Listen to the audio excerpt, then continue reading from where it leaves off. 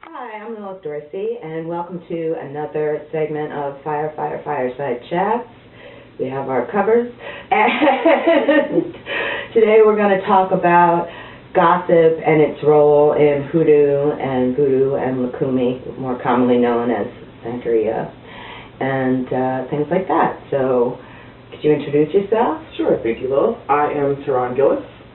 I contribute some articles to the Voodoo universe on Pathio's blog, and it's my honor to be here. Oh, thank you. So I think that, I want to start by saying I think that the most common usage that people have about gossip and things like that is spells to combat gossip. And one of the most popular spells, you know, someone said to me this morning, the go-to spell is using a bee's tongue and burying that usually at a crossroads or a market or some other place where there's a lot of people and is a sort of transitional point. And, you know, if you can, put the names of the people you think are gossiping against you or speaking badly against you, and you bury that, again, sometimes with pins or other things, herbs and stuff associated with it. I don't know what your experience has been, but that's been my most common experience with gossip spells and things like that. Yeah, growing up I saw some spells about, like, you know, burning cloves, and yeah, the beef's tongue definitely, because it's like the tongue of an animal, and just like going through there, and you know, just powders, powders and incense, spread around like the workplace, because that's like another place that gossip can really hurt you. Other than, you know, just being silly, like, you know, gossipy, like, you know, this person did this and that, it could have, like, real ramifications, like, you know, if you're someone part of the LGBT community and, like, you're in a place where you can lose your job for that, in, like, a family environment, then, you know, gossip is really detrimental. And if you're, like, someone who is, you know, I think that, especially, like, women have dealt with that as well. It's like, you know, the scarlet letter, who's sleeping with whom, and all saying your reputation. And you know, a reputation for a disenfranchised group of people is everything. It can make or break you. So. No, I agree.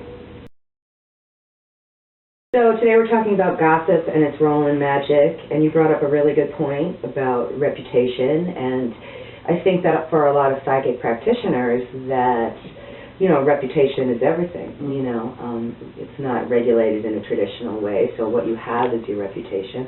And this is also a way for people to advance within the tradition by, you know, defaming the reputation of other people. And I think that, unfortunately, that's just part of the nature of the beast.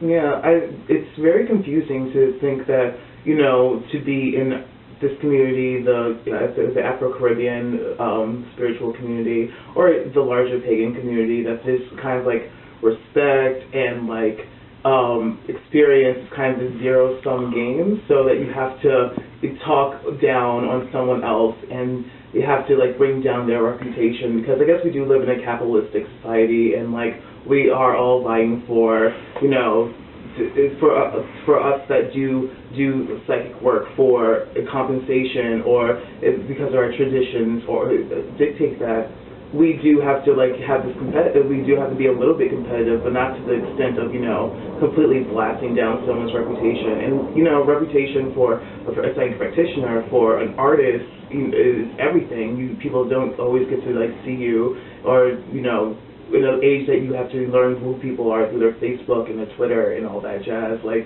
there's so much room to start to misinterpret people and to make a name for people that it has nothing to do with them. So I just think that reputation is really important, and you know, yeah.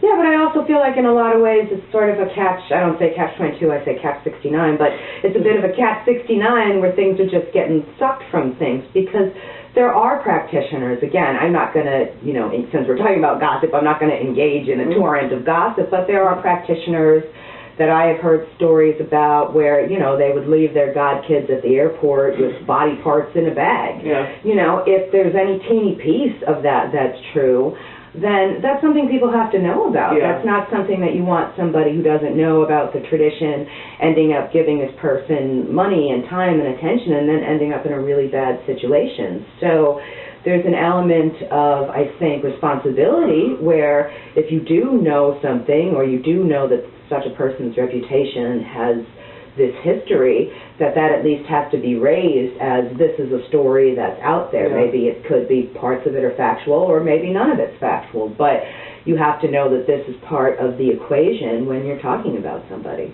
Yeah. And I think that's a really good point. I mean, we don't have like a Yelp for psychic practitioners or magical practitioners, and when you're trying to find like a teacher, and if you're trying to find like a house, then like you have to like depend on like word of mouth and like who know, and like people that actually know the people or have heard stories about the house or the person in question. Yeah, I think that is. No, it helps to caution out and like to filter out some of those things. It's definitely part of the mix when you're going into something, you know. I mean, I try and only repeat stories that I've actually been witness to on a first-hand basis. So, I mean, that's, I think, one of the ways I personally deal with it. So. But thank you for joining us. This was our little chat about gossip and hoodoo, voodoo, and magic as a whole. And subscribe to the YouTube channel, and hopefully we'll see you later.